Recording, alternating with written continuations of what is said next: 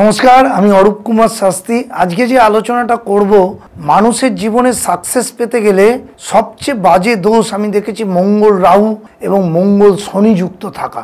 এই দোষটাকে বলা হয় মঙ্গল রাহু বা মঙ্গল শনি দোষটাকে বলা হয় মঙ্গল রাহু দোষটাকে বলা হয় অঙ্গরাগ দোষ এবং মঙ্গল শনি যেটাকে বলা হয় বীজ যোগ। এরা অহেতুক রেগে যায়, এরা অহেতুক ঝগড়া করে, এরা অহেতুক ডিপ্রেশনে চলে যায়। তাই আমি সাংঘাতিক যোগে নেগেটিভ যোগের মধ্যে মঙ্গল রাহু এবং মঙ্গল শনি যোগটাকে ধরি। যাদের জন্মচকে আছে দেখবেন তারা কথা বলতে বলতে ফট করে রেগে গেল, সাধারণ ব্যাপারে রাগ চলে এলো। এই ক্ষেত্রে দেখতে পাওয়া যায় মঙ্গল রাহু এবং মঙ্গল শনি যুক্ত থাকলে। এরা অনেকের সাথে জোর করে ঝগড়া করে, যাকে বলে পায়ে পায়ে পড়ে ঝগড়ার কোনো মাথামুন্ডু নেই, ঝগড়া শুরু করে দিল।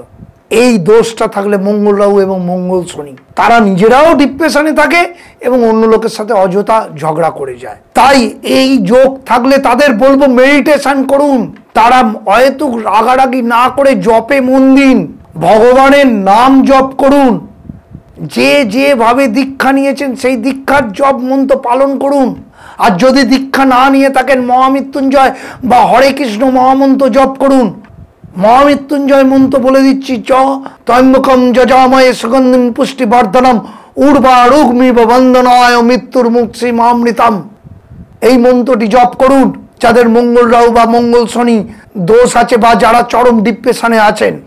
এবং হরে কৃষ্ণ মহামন্ত্র জানেনি, হরে কৃষ্ণ কৃষ্ণ কৃষ্ণ হরে হরে, হরে রাম রাম রাম হরে হরে। এই মন্ত্রটাও 108 বার জপ করতে পারেন। কলিযুগ যুগের মহামন্ত্র বলা হয়।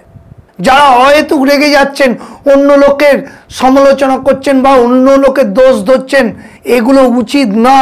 এগুলো আপনি করছেন না, আপনার ছক করছে। আপনার জন্মছকে মঙ্গল রাহু মঙ্গল শনি যুক্ত আছে, তার জন্য আপনি এইরকম অহেতুক ঝগড়াঝাটি অশান্তি করছেন এবং আপনি ডিপ্রেশনে চলে যাচ্ছেন। তাই আমার ফর্মুলাটা মেনে নিন, ভগবানের নাম জপ করুন, কারো দোষ ধরবেন না। মা সারদা বলতেন, কারো দোষ ধরো না, নিজেকে জপের মধ্যে ডুবিয়ে দাও। জপ করলে তবেই ভগবান লাভ শুধু হবে না, নিজের অন্তরটাও পবিত্র হবে এবং শান্তি পাবেন।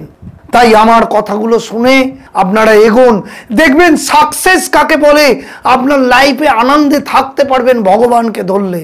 এইটা জানবেন, পৃথিবীতে কেউ কারো নয়, শুধুমাত্র ঈশ্বরই সত্য, ব্রহ্ম সত্য, জগৎ মিথ্যা।